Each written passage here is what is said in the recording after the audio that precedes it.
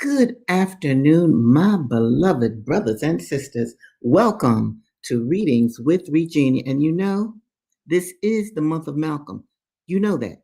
If you were with me on Tuesday, I talked about celebrating Malcolm X all throughout the month. We don't have to just wait for his birthday, May 19th. We can celebrate him before the 19th. We can even celebrate him after the 19th. This is how you create a culture. This is how you can bring, especially young people, into the understanding of what Malcolm X stood for and died for.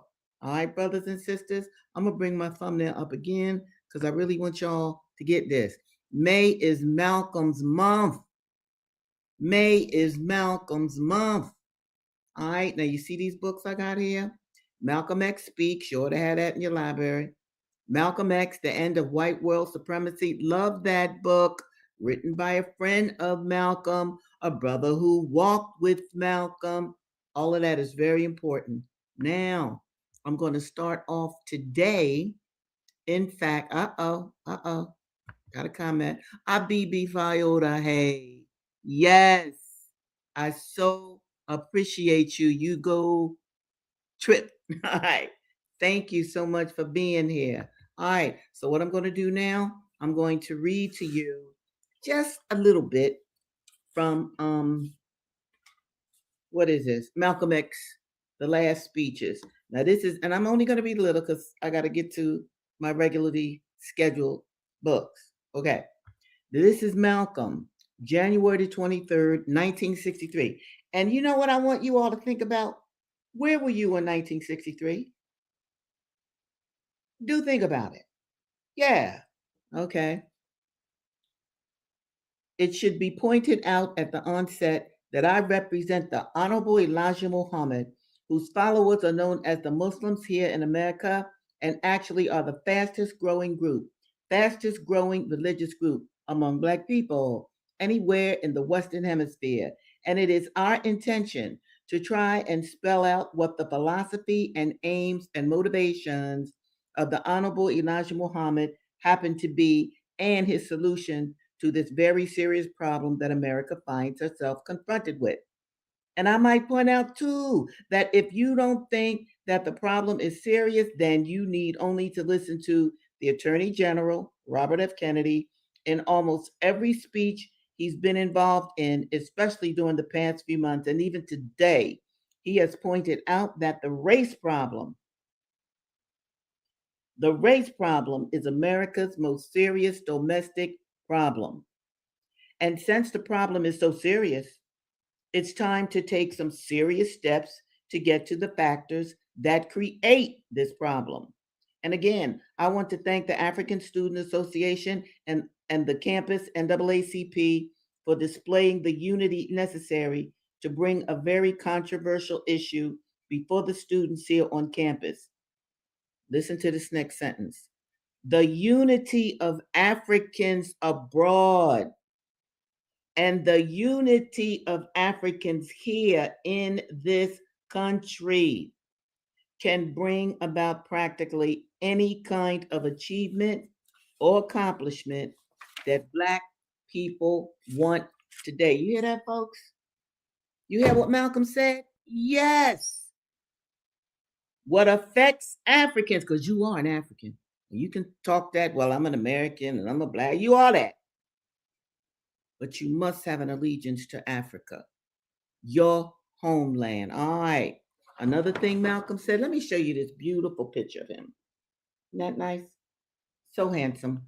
Another thing that Malcolm said, he said, history is a people's memory. I love that. And without a memory, man, and I'll add woman, man is demoted to the lower animals. History is a people's memory, folks. History is a people's memory. Can you dig it? Yes. This is again why.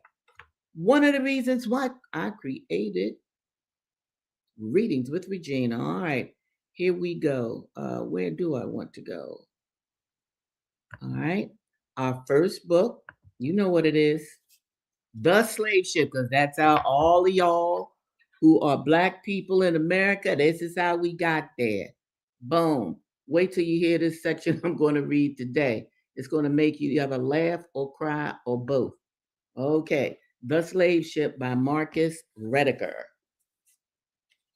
Now remember, wait a minute. Let me make sure I got this right. Okay, cool. I'm there. Listen.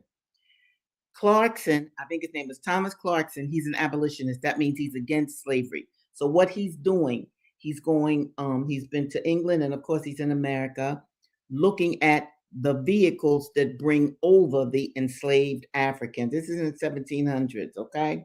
So he's finding out information and he's going to write about it because he's going to go before the political establishment to preach against slavery. So he's talking about the different kinds of slavers, okay?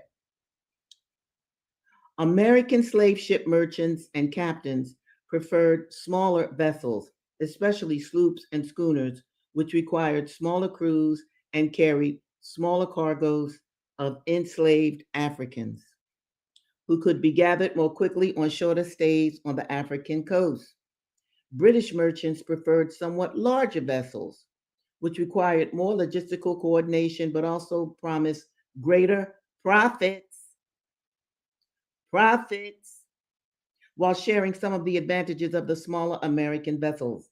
Vessels built for one port might not work for others, as Liverpool slave trade merchants made clear in 1774 when they said of the American slaver, the Deborah, the slave ship was called Deborah, quote, though she was constructed in the usual manner for the trade from Rhode Island to Africa, end of quote, presumably to carry rum, quote, she would by no means suit for the trade from Liverpool. Liverpool.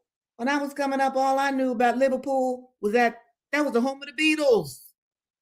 I didn't know it was a home of a prominent slave trading system.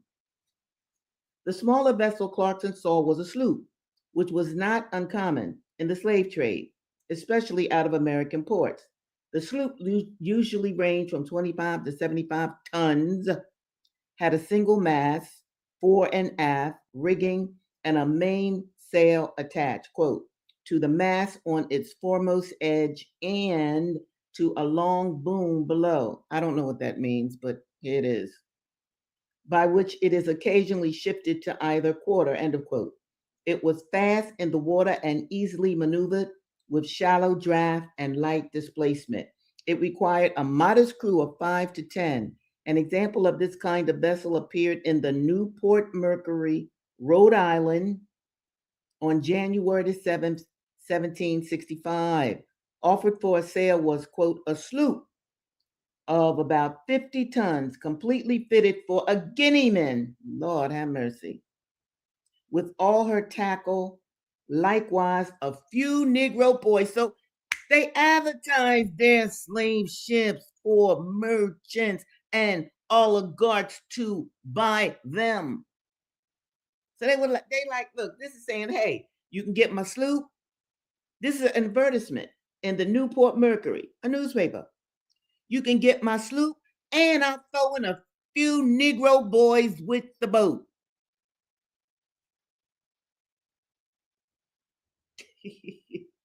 Captain William Shearer provided a more detailed description after his sloop, the Nancy, was seized by mutinous crew on the River Gambia in April 1753. Pirates. Does Johnny Depp show you these pirates? Oh. All right, where am I? Yeah. Built in Connecticut only 9 months earlier and measuring 770 tons, the Nancy was square sterned and deep waisted, had 6 air ports cut into each side, carried 4 small cannons, and was steered by a wheel. Most of the exterior had been painted black. The stern was yellow, matching the curtains in the there was curtains on the slave ship. matching the curtains in the cabin and a small frieze nearby. Frieze. That's architecture. I want you to look up that word and I want you to see the samples of a frieze. Another frieze was painted the color of pearl. Why, let's decorate our slave ships, the white enslavers said. While the area around the ports and the roadhouse or roundhouse were streaked with vermilion, Captain Shearer added that the vessel, quote, has no register or custom house papers related to the cargo, end of quote. In other words, they were sneaking in enslaved Africans because the crew had destroyed them. Yo! His final comment was that the Nancy, that's the name of the slave ship, is an exceedingly good going vessel and sails extremely well both upon a wind and a large, whatever that means. But there you go, people. Next book, I don't even want to discuss it no more.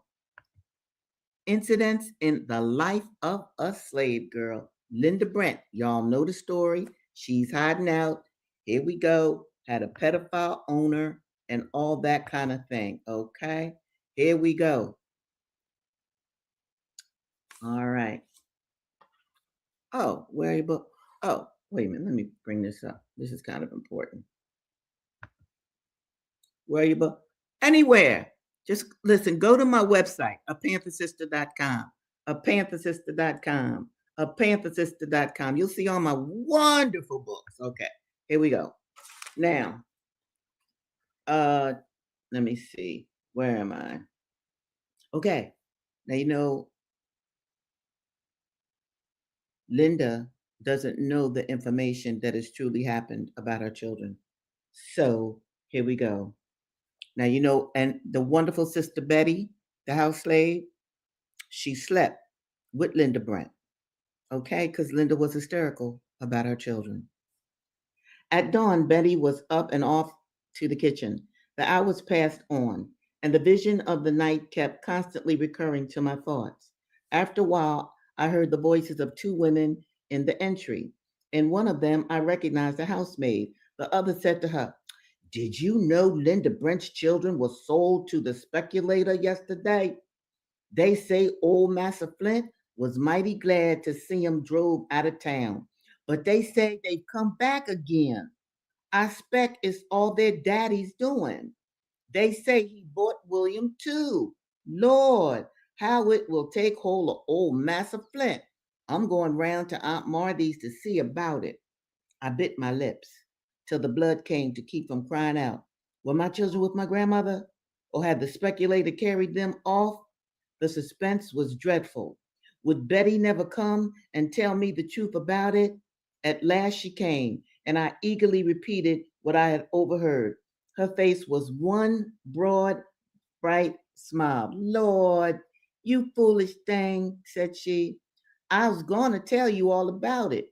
The gals is eating their breakfast, and Missus told me to let her tell you. But poor creeter, 'tain't right to keep you waiting, and I's going to tell you. Brother, children, all is bought by the daddy. I's laughed more than enough, thinking about old Massa Flint. Lord, how he will swear. He's got catch this time, anyhow, but I guess be getting out of this or them gals will come and catch me." Let me stop and say this. You see, Linda, her parents taught her to read and write. They were slaves, but they taught her to read and write. Betty was never taught anything. All right. And you can see the difference in how she speaks and how Linda writes. Now, let me even explain it in another way.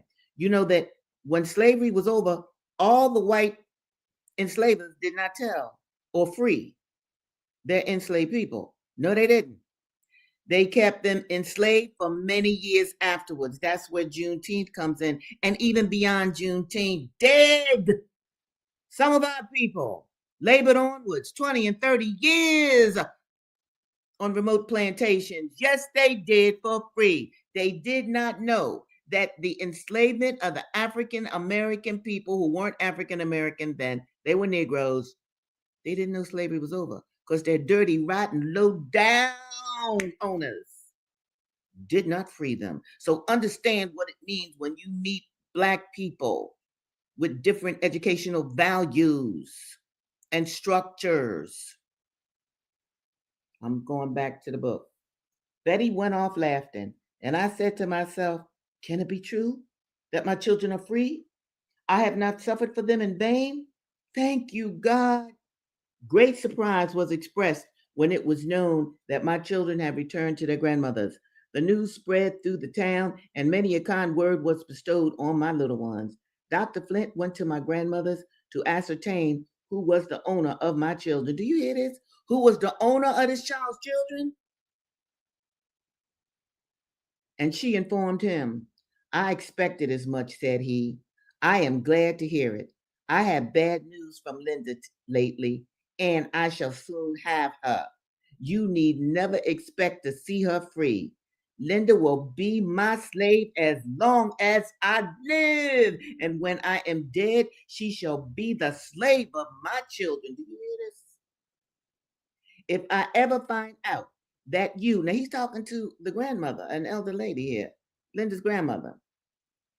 If I ever find out that you or Philip had anything to do with her running off, I'll kill him. Because a white man could kill a Black man. That was right on. They didn't go to jail.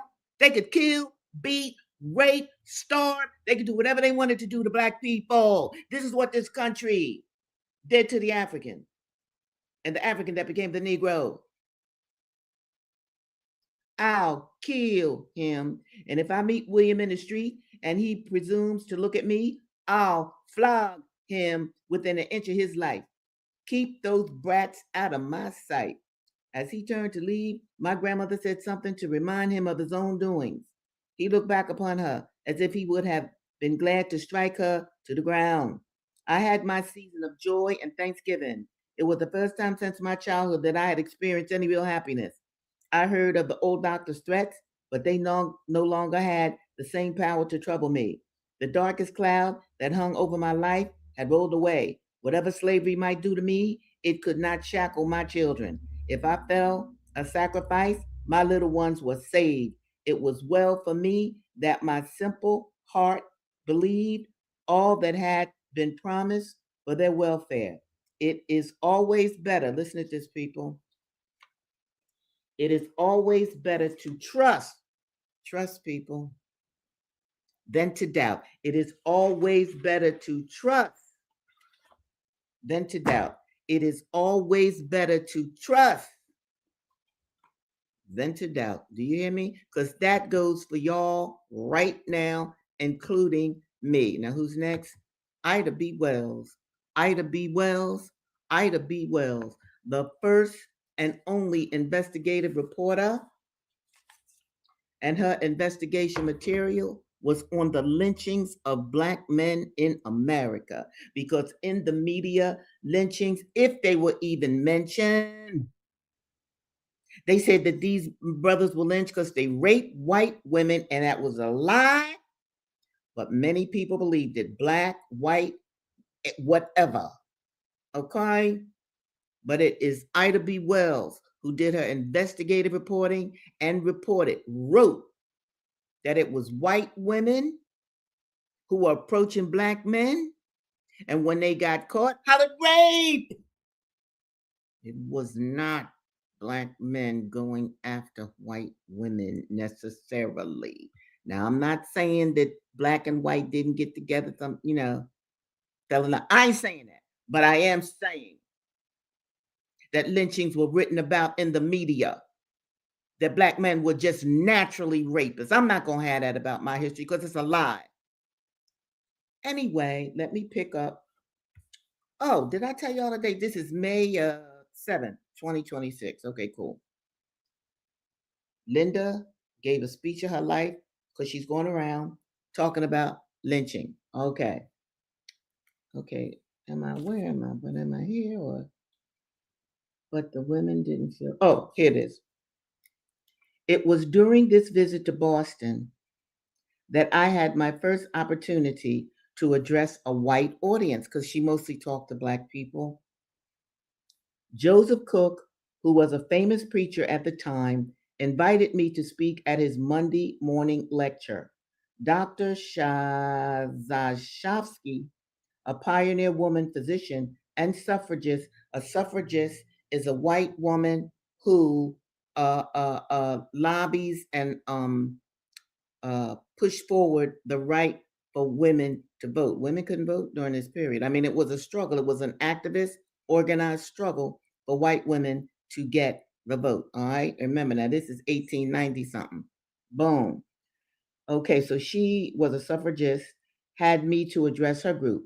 Mr. William Lloyd Garrison, son and namesake of the famous abolitionist, used his. Let me tell William Lloyd Garrison, that's a white man I was crazy about. Now, this is his son. Look up William Lloyd Garrison. He is the founder and editor of a paper called The Liberator. Staunch abolitionist, hated slavery. Now, I didn't agree with him on everything because he kind of wrote a little negatively about Nat Turner. Nat Turner is a hero of mine. Boom. I don't care. So, anyway, but William Lloyd Garrison, fabulous white dude.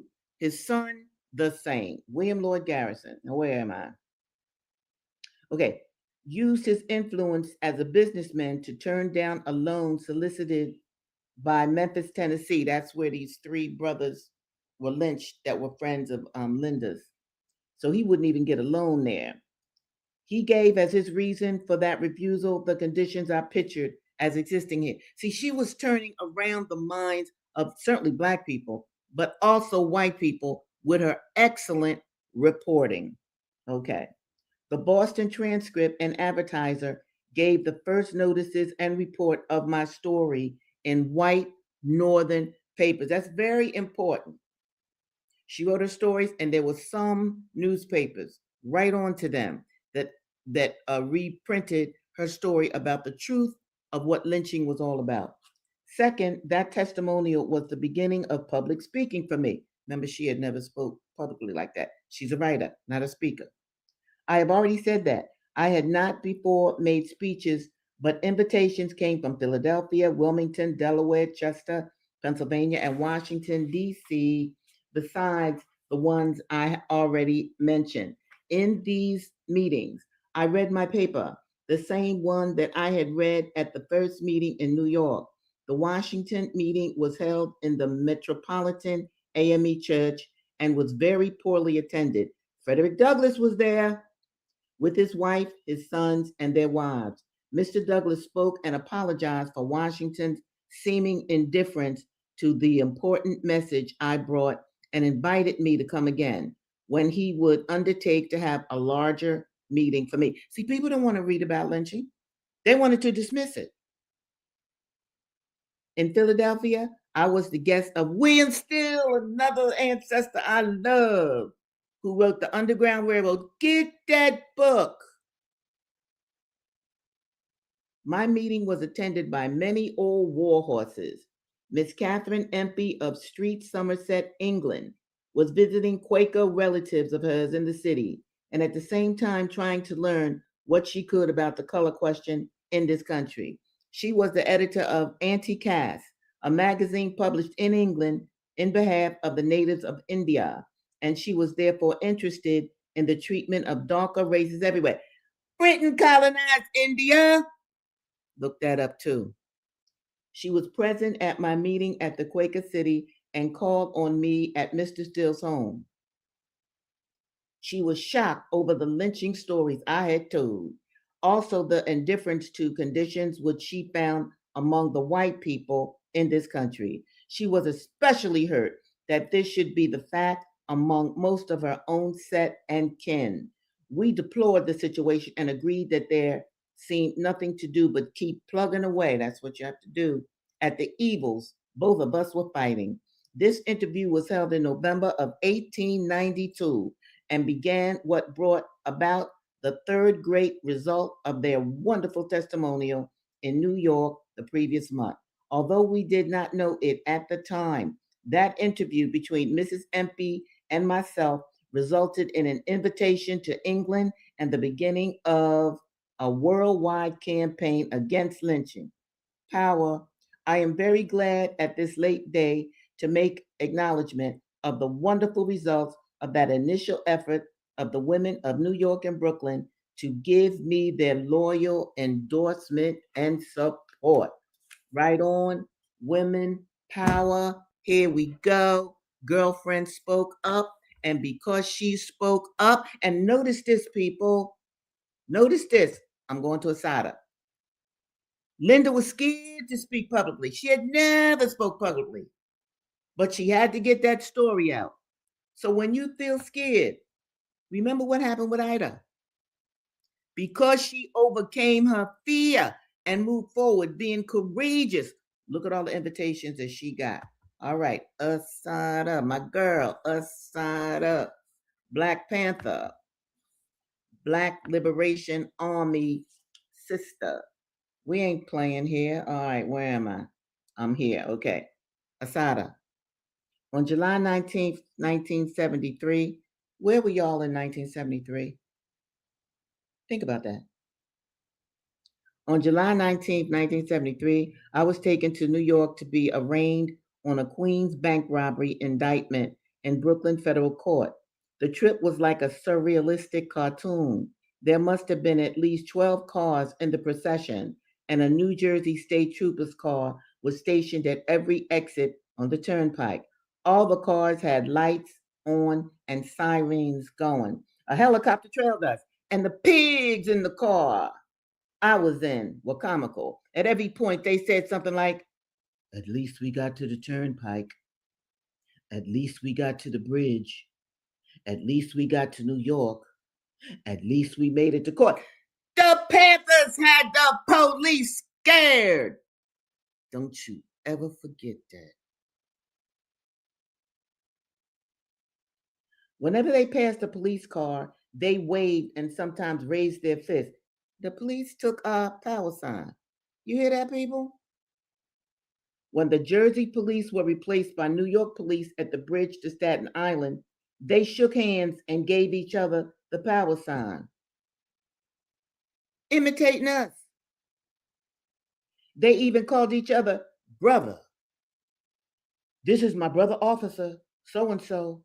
They acted like they were on some dangerous mission inside Russia. They were actually afraid. White people's fear of black people with guns will never cease to amaze me. Probably it's because they think about what they would do were they in our place, especially the police, who have done so much dirt to black people. Hello. Their guilty conscience tells them to be afraid. When black people seriously organize and take up arms to fight for our liberation, there will be a lot of white people who will drop dead from no other reason than their own guilt and fear. I want y'all, I'm going to stop right there because I want y'all to remember that. You had an army. You had a Black Liberation Army. The Black Panther Party and the Black Liberation Army were soldiers for black people. We weren't playing. I'm not playing now. May is the month of Malcolm. There is no reason why you don't have your children write a play for Malcolm. The play does not have to be written in 1 day, 2 day, 3 day, 4 day. We got the whole month. But the play should be finished before the end of May. And once the play is finished, what you do, you get other children to play different parts. Oh, yes. If you need more information on Malcolm, you should either get the books that I have here. I forgot, I have a book on Malcolm's mother. I don't think I brought it. No, I didn't bring it down today. Point though, we got enough information on Malcolm for your children or grandchildren or both to write a play and play it out. I want your children to internalize Malcolm. Malcolm was one of our greatest leaders. This is how you have to treat your children in knowing their true history. All right? If they don't know their history, they don't have a memory of what it is that our race, our people, not white people, not Puerto Rican people, not Asian people. I ain't got nothing against other races, but my concern is Black people, which should also be your concern if you are Black or someone that really identifies with Black culture. We have to look out for ourselves. Now, they can do a play for Malcolm. They could do a poem for Malcolm. They could do a dance for Malcolm. They could do a speech of Malcolm's. Anything, my people, that will in fact help your children and you to internalize the miracle of a Malcolm X. Yes, Malcolm X was more than a gift to the earth. Look what he did. Look at how he spent his time. And I will say this to you too. He spent a lot of his time reading. Okay. Okay. Oh, I got some comments. Oh, okay. Where am I? Let me show this one. And the Panthers, y'all was getting no. Much love, Benny Hill. Now, let me be real. Let me be real. Yeah, we were scared. Just like Ida was scared to make a speech. Yeah, we were scared. But guess what? God darn it. We did it anyway. You do not let, and this goes for anything in life that you people are facing. You don't let your fear stop you. All of us have fear, okay? All of us. It's just a part of being human. But all of us also have courage. Can you dig it? You got courage to overcome your fear. So I want you to remember that, okay? Because we are living in terrible times, all right? With that person in the White House and even presidents before him. The Iranians, the Iranians weren't bothering us, and they never wanted to make a nuclear weapon because it's against their religion. I'm getting ready to sign off now. Okay? Now, think about what I said about the month of we got the whole month. I want you to do something that concerns Malcolm yourself, and I want you to spread my message to other people. Okay? Let me show you this because I love it. I hope you can see it. My graphic artist made these bookmarks for me. Isn't that lovely? I love it. It says, what does it say? Okay. It says, learn your history for free and at your leisure. Readings with Regina. Isn't this pretty? I just love this. Every Tuesday and every Thursday at 2 p.m. And look at the back. Learn your history for free. You and your children and grandchildren. Dr. Regina Jen, there I am. Hello. So these are my bookmarks. I'm going to be handing these out to people. I just love them. And look at the panther. Oh, I love that panther up top. See, that's my totem. That was the totem of Huey and Bobby. They didn't know it, but I've done research. This is their totem. They call themselves panthers. Well, here's the panther. Boom. Brothers and sisters, you know I adore you. I pray for you every night and every day. Know that. Feel me, because the energy is there. So I will see you next week, same time, same place. And in the meantime, Malcolm, power.